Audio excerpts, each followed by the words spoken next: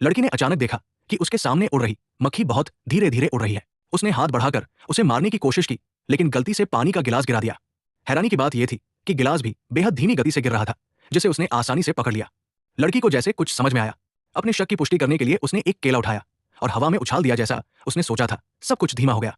उसे एहसास हुआ कि उसके पास समय को रोकने और पलक झपकते ही एक जगह से दूसरी जगह पहुंच जाने की सुपर पावर है। उत्साहित होकर वो घर से बाहर निकली अपनी ताकत आजमाने के लिए।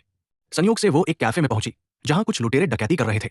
उस समय वहां मौजूद सभी लोगों की हरकतें घोंघे की चाल जैसी धीमी हो चुकी थी। लड़की मुस्कुराई और तुरंत लुटेरे के सामने पहुंच गई। उसने उसके हाथ से बंदूक छीन ली, उसका मुक्का पकड़कर उसी के चेहरे पर दे मारा।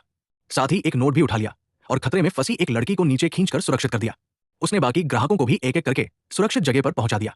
फिर वो काउंटर पर कूद गई और दूसरे लुटेरों की बंदूकें बिगाड़ दी ताकि वे भाग सकें। उसने एक लुटेरे की पैंट भी उतार दी। इसके बाद उसने एक बियर की बोतल उठाई और लुटेरे के सिर पर मार दी। साथ ही एक गिरती हुई महिला को संभाल लिया और जमीन पर बिखरा कचरा भी साफ कर दिया। अंत में वह एक वेट्रेस के पास पहुंची और धीरे से उस गोली को हटा दिया जो उसकी ओर आ रही थी।